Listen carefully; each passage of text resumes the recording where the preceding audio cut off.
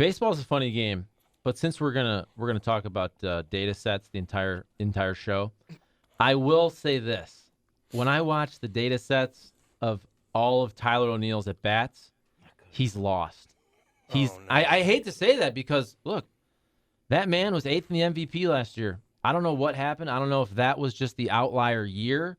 I don't know if the contract situation got in his head at the beginning of the year, gets in a slump, can't get out of it, and it's still early. We're a quarter of the way through the season, and I know he did hit that ball in the screws to center field, but it's more about when I watch him, he's taking strikes and he's swinging at balls just nonstop. It's back to the first couple years when we always said, can Harrison Bader and Tyler O'Neill figure it out? It was always about laying off the slider in the dirt, outside, low, out of the zone. And that's what I'm seeing creeping back with Tyler O'Neill. So there's something that I see that I like to call approach. You never used before. So he was struggling, and then there was a stretch where he didn't even load on his swings. Do you know what I'm talking about? Like, he was staying flat-footed, just trying to barrel it. And I think that messed up his whole swing. So now the guy that may have the quickest swing on the Cardinals, Tyler O'Neill, right? He's got a quick bat. We're seeing him behind on 94-mile-an-hour fastballs. We see guys with decent fastballs, but not elite 102 type fastballs, and he's a tick behind. I think you're right. Right now he's lost, and I don't know what the solution to that is. But I agree with you. There's something in what I like to call his approach. That's all. 855-282-8255. You're nodding like it. Well, what I find funny is we're using these baseball terms that are very commonly used. And every time we say that, Kat's like making a story about the fact that these are these terms that aren't used every day when we discuss baseball. But you keep doing it like, hey, there's something called I'm having hitting. a bad show today. There's something called pitching, guys, okay? There's something called fielding. That's Here's why what when we're I doing. call it, I like to call it approach, should be a tell that I'm. But you've done it with every arm action, data set, approach. What else? What else are you going to do? Data set is data set. I mean, isn't data something set I is hear used all the time. Well, I didn't hear it. Jeez. Not used in a hockey big, strong breakdown. guy. Not in a hockey breakdown. In anything. Anytime you watch a game, anytime you I watched anytime you watch an intermission at-bat, show, no one said data set. anytime you watch anything in life, that is a piece of data I or watched data. 2 games on Bally. And you no can one draw said from arm that. action. You can draw from that. How about Jimmy Edmonds, though? By the way, first of all, you're wrong. You're wrong. Brad Thompson uses the term arm action all the time. I All only the listen time. to ball games. You are wrong. I like listening to Jimmy break down a swing, all right? I mean, when we're getting into the text messages, it gets a little much, but when he's analyzing a swing, Jimmy Ballgame is, I think, the best analyst going on television. And he was last night, he was really talking about Harrison Bader, and he was talking about, because Danny Mac was like, imagine if Bader ever decides that he wants to use the entire field, he could actually be a hell of a center fielder. He could be a really good offensive player. And Edmonds was talking about how his shoulders aren't getting square, so it's not even allowing him to try to hit the ball to right field. I mean, none of these players, I'm just going to say the outfield, Bader, Carlson, and O'Neill are not trying to use the entire field. And it is so obvious when you watch them swing. They're trying to pull everything out of the ballpark, and I don't know if it's a mechanics or what's going on or if it's a hitting coach issue. But if you're going to have 3 outfielders with the exact same approach and they're all kind of sucking offensively, that's a problem. And it's not a whole lot of fun to watch. I agree with you. Edmonds sees things that no one else does. He is a baseball savant. I mean, honestly, he sees things that guys who have been around the game forever just don't see. And that's why, like, he can pick up a tell with a pitcher. Players ask him all that. He sees stuff. No, so I agree with you on that. I do think Carlson, who is coming around offensively, I don't even know what his numbers were from the doubleheader. You do see him going the other way more. I can think of 2 times where he found the hole against the shift. But what he said about Bader was spot on. I mean, after he explained it, you're like, oh, I see that now. Bader's body position keeps him from shooting the ball the other way. And Edmonds points it out because he sees things no one else does. But I wonder, could Jim Edmonds and Jeff Albert have a conversation about hitting and have 2 wildly different approaches to how to be successful at doing it?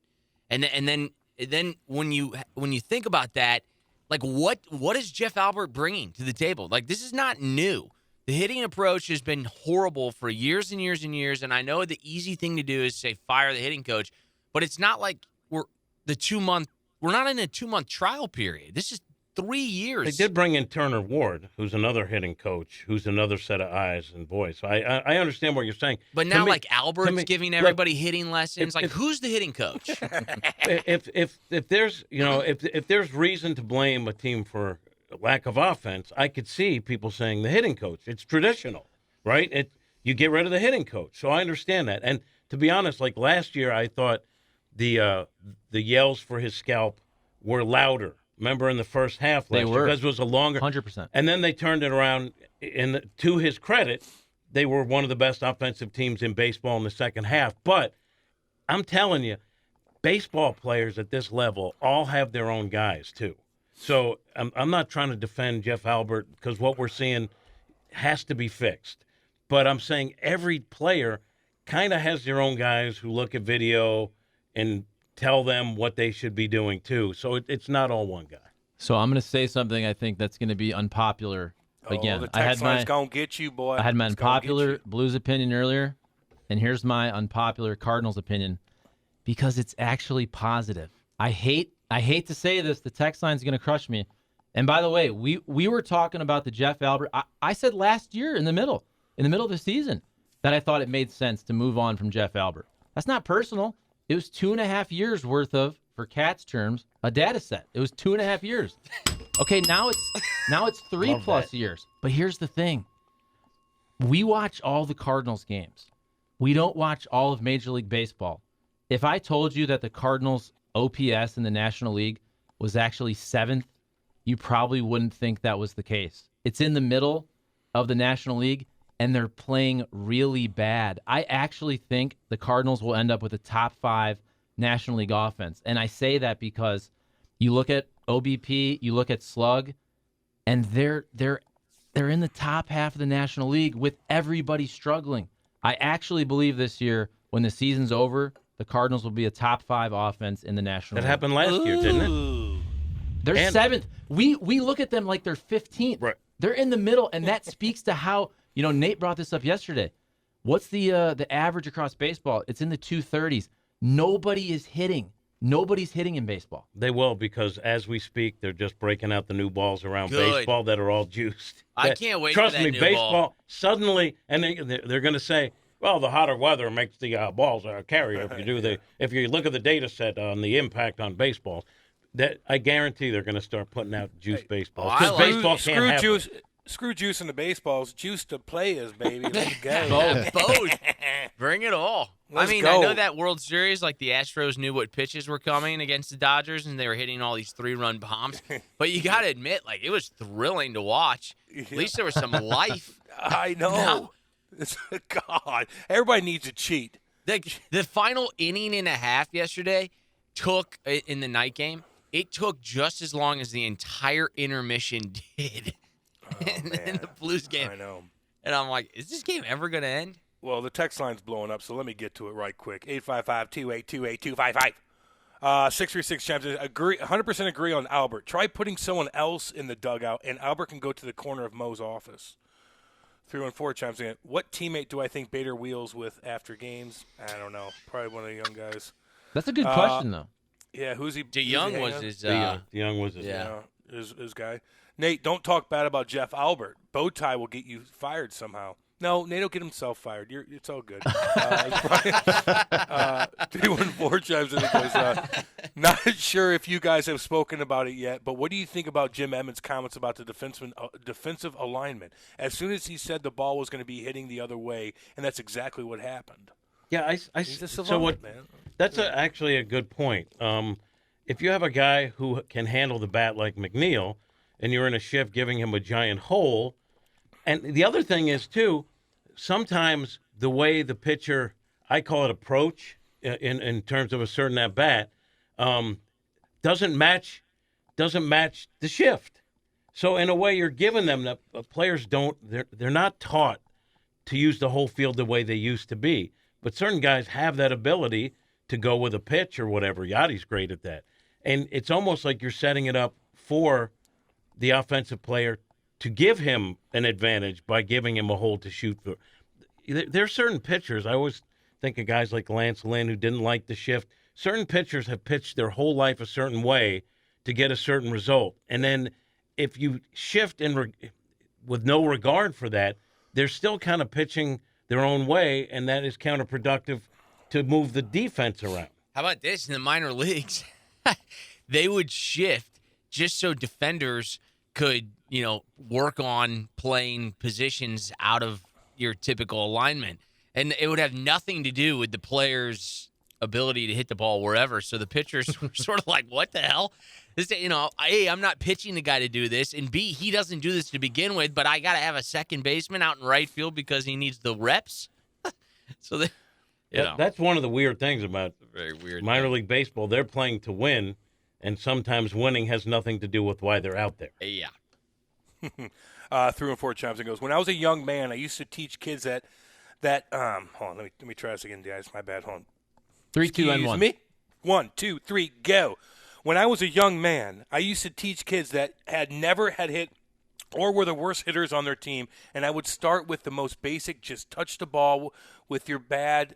Just touch the ball with your bat. Just touch the ball. That's simple. I think O'Neill needs to go back to the basics and just touch the ball and move forward from there. Coincidentally, numerous kids I taught went to be the best hitters on their team. Did he try to get me there, or was that? Did he try to get me? It was very romantic. There was a lot of touching. A lot of touching. It was kind of going sensual. I like a sensual hitting coach. I want a hitting coach that kind of makes me feel special, and I get a little tingly feeling when if that coach is behind me and you're aligning my elbow and whatnot. Who would that be? Like, what celebrity would you think would be a good hitting coach because they're very sensitive? Yeah. Richard Simmons.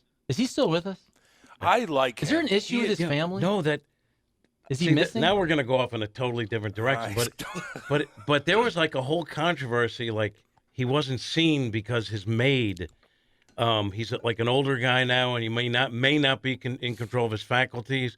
And she has been like a Svengali and has control of his money, and the family can't see him. That's the last I read about it. Oh, but I still think he'd be a good hitting coach. Still He's alive. a sweet guy. Gary! Gary! So here's what I do think. I think that Gary, come in here. Listen, as fans and media, I think sometimes we act like these players aren't trying. We'll be like, "Oh, just hit the ball the other way like I did when I was in T-ball." Like, dude, do you really think that they're not trying?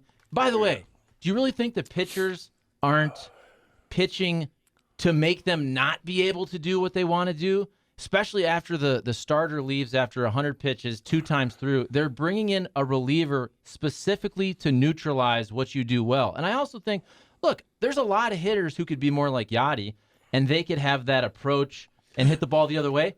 But here's the thing. You're also sacrificing a ton of power if you're looking to just go up there, choke up, slap that ball the other way. You're not going to hit any doubles. You're not going to hit any homers. I just think we look at this like, oh, it's so easy. Just go up there. Hey, if it's down the middle, hit a 3-run homer, 450 feet. Hey, if it's to the right, just slap that ball like I did in high school. It's not that easy, folks. All of baseball's hitting 230. You would hit 0. No, but we would hit 0. But just so everybody knows, we would hit 0. 0. But in fairness to Gary. the texter, a lot of the guys he coached went on to be the They best all hitters. had their best year in T-ball. I was a coach. I said, hey, choke up. Get that Choke elbow up. up. Get that elbow up, boy. It's not that Go, easy. Geyer. Everybody's hitting 230. Can we all agree that the baseball players in Major League Baseball, they're the best 750 or 800 guys on earth? The hitting coaches, even though some of them are better than others, they're still the best, like 60 hitting coaches on earth. They're all trying. Okay? Choke up. Hit it the other Choke way. up. Do you doesn't agree work. though? Do you Choke agree? up. Gary, where are you? Do you agree though that the hitting coach in Major League Baseball is not like a defensive coordinator in the NFL? Each guy has their own hitting guru. I'm not saying that the hitting coach shouldn't be able to look at a player and say, "Okay, here's how we're going to fix you." Can't always do it, but they should have a better track record of that. But each guy has their own guy. It's not like, okay, guys, here's our team approach, and everyone is swinging this way. They don't do that. Yes, and here's another part of this. We agree. We agree. We always agree. Right. That first segment, I think you're a little jumpy early. I think you have a lot of coffee early. He's crushing that Red Bull. We settle into things the second segment. Here's the other part of the Jeff Albert conversation. We can go to the highest mountaintop and continue to talk about this. We have for 2 years. Guess what? That's probably not going to change what the Cardinals do. They clearly, I don't want to say all in, like he's never going to lose his job, but let's be real about it. They, in a way, chose Jeff Albert over Mike Schilt. In a way. I'm not saying that's the only reason. But that was part of the philosophical differences from a baseball standpoint.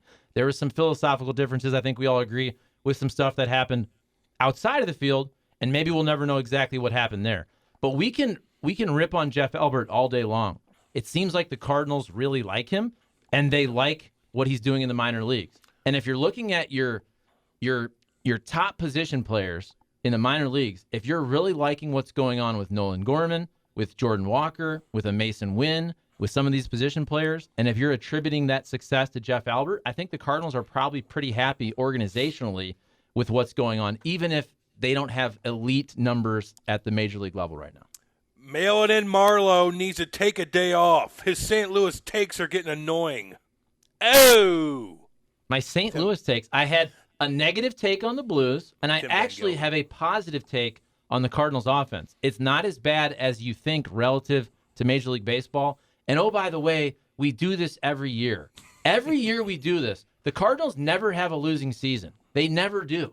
We do this every year. Oh, they suck. And then they're always in second place, and they make the playoffs, and they lose in the first round, whatever it is. Look, I don't disagree with what you're saying, but I think what the texter is implying is a lot of times your Toledo values kind of permeate every single take. Toledo values are St. Louis values, just a bit better.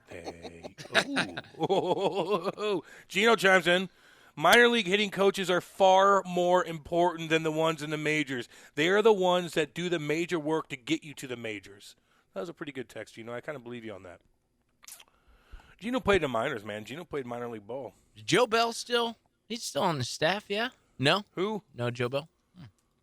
Turner Ward is Joe the Boo? assistant. Oh, that's Joe right. Bell. Joe Boo. Joe Bell Jimenez was the... Oh, let's see. 636 chimes in goes, it's not that easy, but when you're hitting in the 230s, don't act like you're something special. Watch footage of someone like Roberto Clemente to see what humility is. Okay, so that's a Bader Is he take. talking about a He's Bader talking about take? Bader. Why can't Bader be like Roberto Clemente? You know, this is an interesting point. Where did I start? Someone in the office yesterday at Bally's brought up a good point because we were talking about actually that article in Forbes that talked about how the regionals are doing well, though baseball struggles with its national ratings. Part of it is most people can consume baseball if they choose to on a nightly basis, so the game of the week doesn't have that same sort of cachet it used to.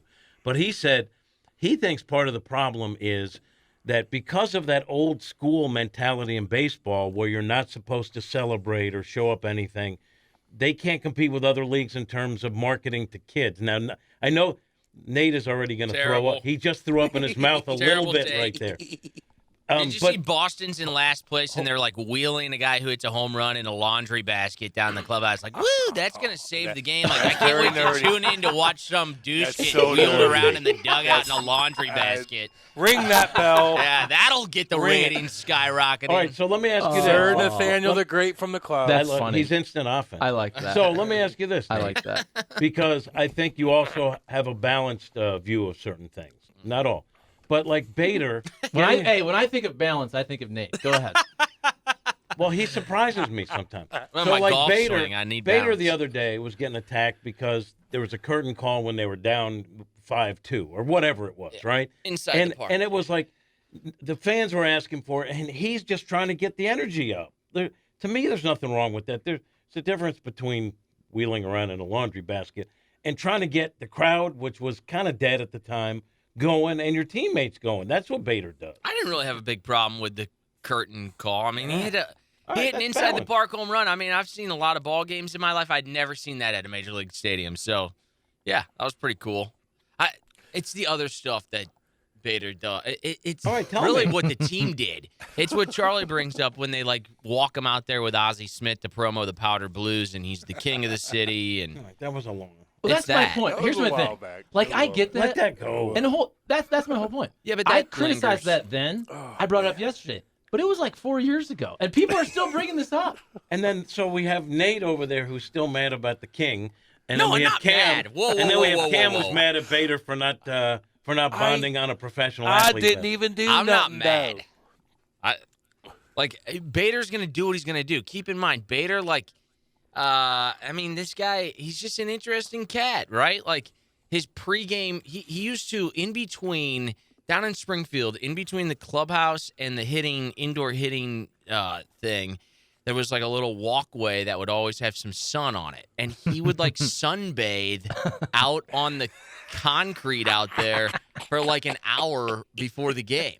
And that was like Bader's thing. And like the players had to like walk around Bader to get does. in between the I love doorway. it. Yeah. I love I it. know, but that's just sort of like No, what Jimmy. he does. Like that. Come on, Jimmy. And you can take that and you can Come on, apply Jimmy. it to a lot of different elements of which Bader kind of operates with. And it's just All right, kind of his. let me just say Jimmy, this. Let me just- Jimmy, look him on Instagram too. He does a lot of Zoolander posts, so it just all adds up a little bit, and people are just kind of like. I'm might an be a little old, so I'm douchey not guy. on Instagram. I barely know how to use Twitter. Zoolander.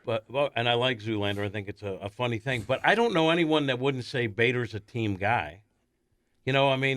Right? I don't know, and I would hear that. So if he's different, to me, let's get you on the pregame show and talk about this. Alexa had him on there yesterday. Like that's what I want. I want guys with personality. I also think you need personality for baseball to continue to grow in whatever ways it can, because you need guys with personality. How about this, too? This is all about Bader on the field, really, because we've talked a lot today about Jim Edmonds. Jim Edmonds, California cool, right? Has that kind of carefree attitude, wearing the half shirt back in the day.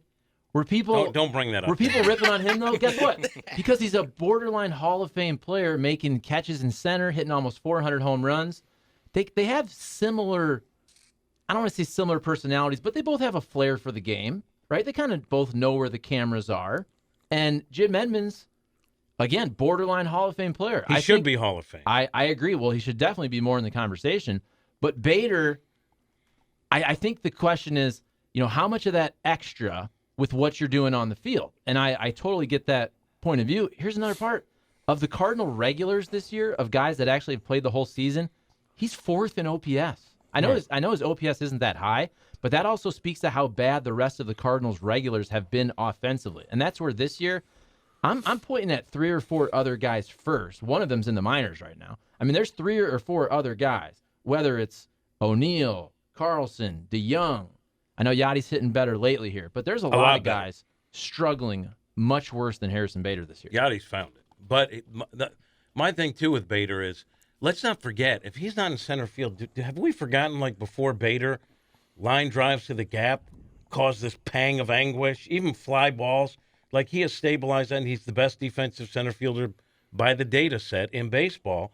And his offensive numbers should be better, but as Charlie points out, comparatively, they're okay, right? That's a fair assessment. Yeah, okay for the Cardinals. I just think on this show specifically, certainly, he's basically, the Cardinals could win 12-1, and Albert could hit 4 home runs, and the text line would be, Bader went 1 for 4. Why is that? I think Because it's I got joke pissy him. with him. Yeah. And listen, the reason why I'm pissy with him is because, look, man, like, I'm not a rookie anymore at this stuff. Like, I've interviewed, like, over 250 Hall of Famers, and they talked about their sex life with us. So this guy doesn't even answer a question about being in New York. It kind of pissed me off. And that's all good. That's all good, baby. it hasn't happened before. And when you interview a guy, and I just kind of took it the wrong way. But then I got over it like a man, but the text line didn't. And that's Yeah, just but kinda you're the leader. afterthought. You're the leader. So when you you're still right. Okay. So I think you drive the text line more than anyone. So when you're down on Bader, then Yeah, you're you're right. lemmings, because you have plenty of lemmings. I'm tough like Cam. I don't like Bader. Mostly women. It's mostly women. Cam doesn't like Bader, so I don't like. I'd fight Bader to defend Cam. I love it. I love it. You're right, though. I got to be a leader. You're right. Bader's a good guy. Great guy. Breaking news, Willie McGee is starting in center field tonight. With any I just- sincerity. No, yes, I did. I'm sicky poo. I don't have. All right, so we get Kisner on here, and what if Kisner, like my fear with Kisner, he doesn't know who Cam is. So that might tick Cam off, and next thing you know, we got 2 Cardinals that I can't have that. We're killing on the text line. Especially when you're going. No, Jimmy. Here's what's going to happen. We're going to go down to Busch Stadium, baby. I'm going to bring the lovely wife. We're going to cruise around. We're going to come see you. Just like grab them real quick and be like, hey, this is Cam. You're coming on the show. And I'm like, what's up, baby? Hit the rock real quick. And then I'll bounce away, and then we're all good. That's all it needs to take. Just an introduction. But I'm going to find you. It'll be funny. All right. I'll make that happen. I know. Let's see. Ask Andy Van Slyke about Bader. Oh, boy. Oh, God. What's he saying about him? Harrison Bader needs to be more like Roberto Clemente. He needs to be more like Hammer and Hank. Oh, my Stan God. Musial. Stan Musial. Oh, Enos Lord. Slaughter. Charlie, you're a media guy. You love what you still are. No, I am. Right? I will But you own like that. guys like that. First of all, this is why when everybody criticizes everybody, I just laugh because I love all of it. Like this is what we were talking about the other day. This is what I love about Whenever you. somebody says, "Man, that was the worst question ever," a reporter asks a terrible question and then it's a viral answer, I go, "Actually, no. It was the best question ever." You know why? Because every talk show in America just got a segment off that. So I love the fact that reporter asked the dumbest question, which in a way is actually an awesome question. Yeah, but because they do the it on purpose. goal is content. The goal is Depends on what they mean entertainment. to. We only have so many years on this earth. You're going to live to be about 76 years old. Why not enjoy it? That's why I don't care if it's 5-zip if you pimp a home run. I don't care. I have your next business. Pimping ain't easy. Your eyebrow will go up because I know you like that. You should be a media coach. Let me tell you why. Don't get in the media. There's my advice. No, but the people that want to, you should be a coach for them because you know the technical side of it, because you've been a multimedia journalist. You've done the YouTube side of it. You've been on radio. And you've been in big market TV. You should be a media coach. And also, you're just jaded enough to give people a fair and balanced view of it. But I don't think that's worth anything. I would just tell them, hey, work really hard. You're not following. No. I wouldn't want to take their money to tell them. It doesn't have to be worth anything to them. It's a money-making opportunity for you. What are those YouTube classes? A master class. Charlie could teach a master class on YouTube in media training. Well, here's the best part of that. Put me right to sleep. I could actually do that, and I could just make videos, and if they were good, people would watch that. And I know we're joking about that. No, I'm not. No, listen, 100%, there is a very strong, very profitable niche of learning how to monetize YouTube, and it's other people that have done it. And they take you step by step through that. There's a ton of value to that. That's what How do you get up to your 1,000 subscribers? How do you build your watch time? How do you use search engine optimization? That's a legitimate, profitable niche. And I also think you can branch out. Like, let's be honest, TV reporting now is for younger people with rich families because they don't pay anything, so the parents have to support you. And you can extract some of the money from those rich parents by helping those kids get ahead.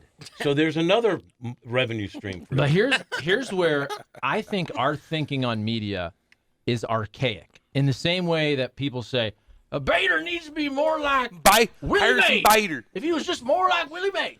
We talk about things like local TV and local radio as if it's 1980 or 1990. I hear these folks saying there's no money in media. That's the dumbest thing ever. By the way, Tom Brady just got $37.5 million per year. Look at Joe Buck's deal. If you're at the top of the top, the money's unbelievable. And oh, by the way, all that money that people used to make in local TV, local radio, there's a bunch of kids making millions on TikTok, millions on Find a YouTube, sponsor. millions on podcast, It's millions about on sponsors. Instagram. That's all media. That's all content. When people say, "Oh, media's dead," they're not paying you. No, you're not. You're not in You're the not right doing it spot. right. Right, but I'm Exactly. talking about people You're not doing it right. that want to get into television also would have money that you can put into your pocket as a revenue stream I like while that. helping them. That's all I'm saying. As long as it You ends can up in work my like a pocket. dog. It's not just, yes, I agree with you. Like that, it's not the next thing. That's the thing that's now, is all this money that's being thrown around social medias or people that get these deals with the image and likeness deals. That's all money. But there's still a market for people who want to be on television I believe that there's even still some kids who think at some point they'd like to be a sports talk show host. Hey, you know what? Listen, Jimmy, you could be that. You could be that. All you need is a damn camera in your basement. Why would you work like a dog working for a company when you could do the damn thing yourself and build your own and keep your own money? That's what I'm saying. And this is where I was joking about. Work you like a dog. Roberto Clemente. But what I mean is we're talking about TV like we're sitting down with our TV dinner and watching Love Boat with our parents. TV is actually YouTube. Kids these days look at TV on their phone. They look at a video on YouTube as television. To me, it's more on camera. And you talk about radio shows, a podcast is the same thing. These kids don't look at it like, oh, that's TV. They actually look down upon TV. They don't even watch TV. It's more about the visual. They think YouTube is television. I agree with you, but there are still like little Billy out there who listens to Charlie Marlowe and says, one day I want to be on 590 The Fan. Maybe I'll do the slot that Nate the Great has right now when Nate moves on to do play-by-play for the San Francisco Giants. I want that slot, and I want to go to Charlie Marlowe to learn how to be a great sports talk show host like he is. But I little ain't letting Billy Nate go nowhere. You ain't going to San Francisco, Nate. Not on I my don't watch, think I'm homeboy. going to San Francisco. No, not on my watch, homeboy. That's the best. You ain't going nowhere, boy.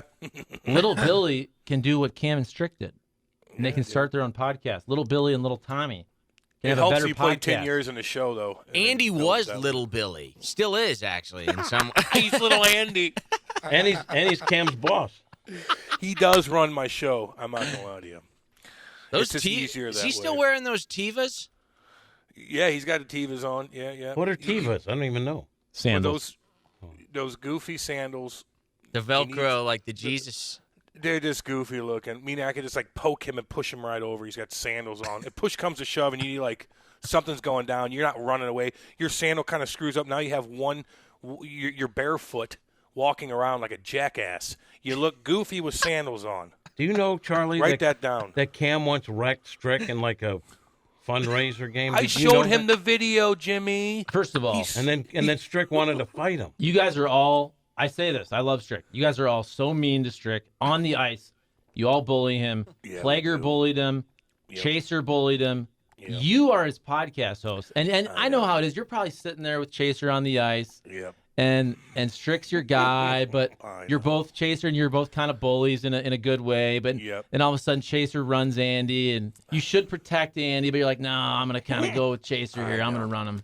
I can see how this all happened. Really, what you know just said exactly is what you I said did. bully in a good way, but you meant in a not so good way. In a terrible way. Well, a in the terrible way That's what that you meant. they're going to hit Andy in a showed way. off. Yep. They're going to hit Andy in a way that doesn't physically hurt him, but it's going to emotionally hurt him. But Cam It said physically he did hurt hurt him. He rocked his head into the board. Yes, I did. All right, maybe a I little did. physical hurt. I have video of it. It rocked him. I want to And I'm see like, that oh video. my- What I want to see is he said Strick was in pain, but was sort of in la la land, and he actually made a move like he was going to fight Cam. He did. I respect that. I told you, I was gonna let him punch me in the face, and I was gonna eat one, just to be like, sorry, homie, like we evened it out. Are we good? We hit me again, then boom. Okay, are we good now? But yeah, no, I got two. We showed all. The guys are out there. We're all chirping, and I'm like, oh, I'm gonna show off in front of the guys, like a jackass, like a bully, and I bullied him, and I truly did feel bad afterwards because, he's fragile and he doesn't wear shoulder pads, and his head hit the damn boards. I'm like, oh God. But you know what? Get your head up for one. And for two, put some shouldies on. And get like one of those big old concussion helmets like Jordan Leopold used to wear all the time, and you might have been okay. But then again, I was a bully that day, and I'm sorry. It is what it is. That statement by Cam Jansen was brought to you by the National Bullying in a Good Way Association. And oh, by the way, it's also a 10-year paid NHL enforcer fighter who did this for a career versus a media guy. Not necessarily. Well, he thinks he's good. I love Andy Strickland. I'm just saying from a hockey standpoint, It's bad. I don't know if that's a fair fight. I not. don't know if that's a fair fight. Charlie, in a real game, I wouldn't. Well, I'd hit anybody, but I wouldn't bully the little guys around. Like I didn't do that. We're not I trying to bullied the shame big you. guys. I just thought it was funny. I'm shaming you for this particular the hit. visual. It Yeah, was you bad. shouldn't have done it, but the visual of Andy getting so rocked that he wanted a piece Jimmy. of Cam Jimmy, shows you'll you laugh. that it was inappropriate for you to do that. Jimmy, I'm finding this damn video, homeboy. I'm wanna gonna send it see to you. You're gonna watch it, so you're gonna laugh your ass because he's okay. Everything's fine, but you're gonna laugh your ass off. But you are gonna look at me like, yeah, you kind of caught him a little bit, and I'm like, yeah, I know. And you got to realize he's my business partner. I can't do that to him. I need his brain to be functional. By the way, you can't be results oriented. You can't say, "Oh, he's fine." That's the same way that we looked at that Buchnevich getting the stick to the ankle. Oh, Just because he was fine doesn't mean that you should be able to do that. Boy, you got lucky. You are really going overboard with this scolding of Cam. You got I know. I'm okay, Charlie. I'm sorry about it. I'm sorry. There was malicious intent. There was. That's a 5-gamer though. I should have got a 5-gamer for that bad boy. You think, Seth? Do you think he's being too hard on Cam now? I saw the video. I don't think so. No, Seth knows. He went over the I line. want to see the video. He went over the line. And when I just got in his way a little bit. I'm just strong. Don't run into me. Don't run into me. My God. 855-282-8255. Sandals lack arch support. Yeah, I know. They look stupid too. Don't wear sandals. There's nothing. Our city is a shite hole. That's pretty negative. Our city. Although because Cam took advantage of Strick, it's a shame of the city. The whole city's. Look, it is kind of crumbling a little bit, man. If you saw that video, this gunshots going off after the game, like, good Lord. It does. That scares me because, like, if there's one area that you think would be under control, because of the resources that the Cardinals and the fan base brings to the city, they need that money. Without the Cardinals or Blues, like the tax revenue and stuff, the city would be in it. So you got to protect that, right? And if they can't, that tells you it's out of control. People are getting scared to go down there, man. It is what it is. Charlie isn't being negative about the Blues. He's just bringing the real. I can appreciate that. He's not going to sugarcoat that bunch of poo that we saw on the ice last night. It was a nightmare. Dash Sharon in. Sorry, man. I got hiccups coming, and then I couldn't read that correctly. Sorry about that. Bunch of poo. So he's just pumping your tires up a little bit. It's all good. So, Cam, does Toledo Chuck want to bag on our NASCAR Cup and MLS team while he's on his St. Louis bashing spree this morning? No, because the NASCAR thing, Charlie can monetize. So he'll love that. Oh, by the way, I was at the track yesterday at Worldwide Technology Raceway for testing. You had David Reagan there. You had, who else? You had Justin Allgaier there. You had all three manufacturers. You had Chevy. You had Ford. You had Toyota. They were all testing cars on the track. Pretty cool to watch before the June 5th Cup race. By the way, I love all of these sports. I'm just being honest from what I see. Dude, I got you, baby. I don't understand. Again, we all want the Blues to win. We all want the Blues to win. I don't understand how you watched that game last night and had any type of positive response. That's all I'm saying. I'd like for Bader to be replaced by the young kid. Don't do it. Don't do it. Oh, you son of a gun. I warned you. I warned you, didn't I? Holden, oh, yeah. I saved you. Yeah, you saved me. Holden, don't. You son of a gun.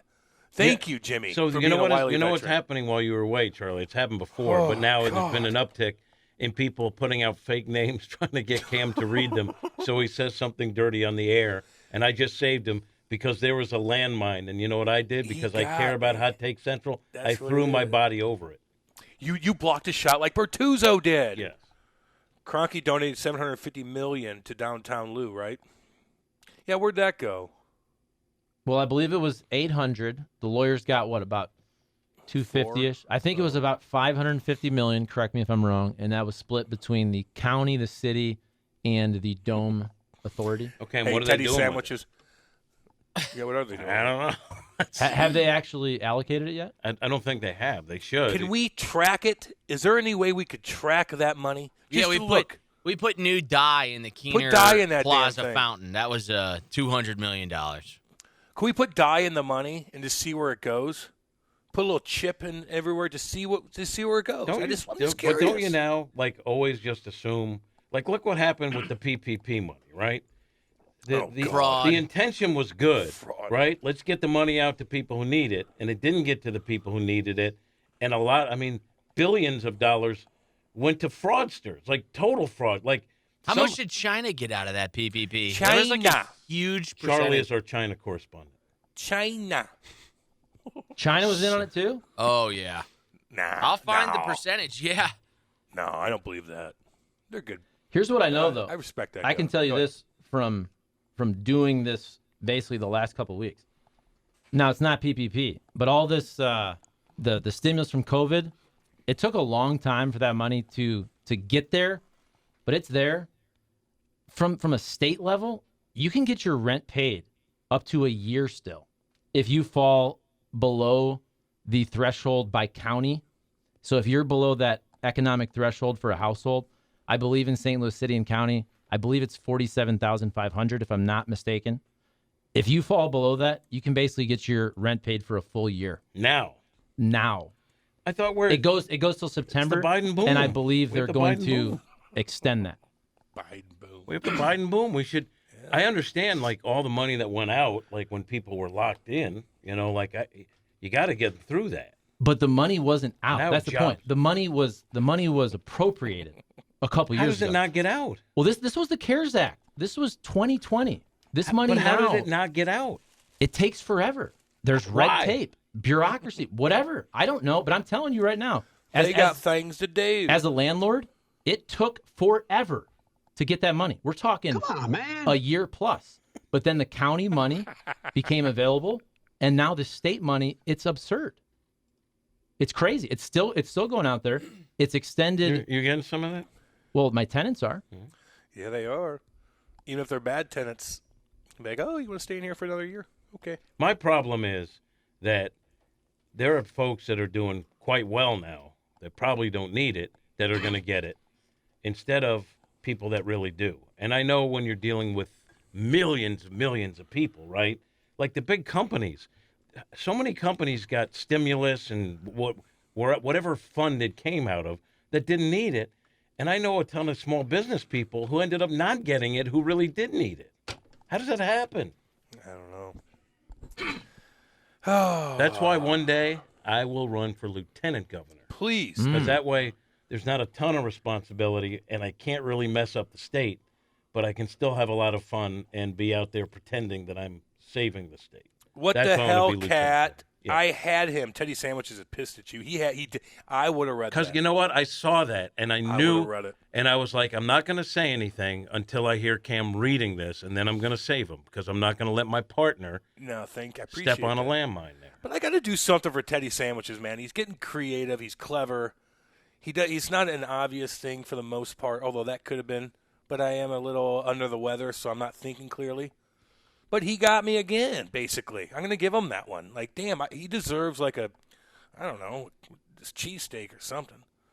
Although his name's Teddy Sandwiches. Why don't you bring me something? Good Lord. No one brings us food in. What's going on with that, Every Jim? once in a while Like, with the other show, there's someone bringing food. They don't bring in nothing. What is going on here? Okay, what's going on with? Let me. I'm going to do a live read real quick because that's what I'm going to do. I had a long morning, busting my ass, get to that station. I had a hurricane to deal with. Damn hurricane, lightning everywhere. Wow. You got a big truck though. You were kind of You're right. safe. You have a nice big safe truck. I was singing to Garth Brooks. Thunder rolls and the lightning strikes, bam, bam, bam, and those shit. Like honestly, like the lightning was doing that succinct with the song. It was crazy.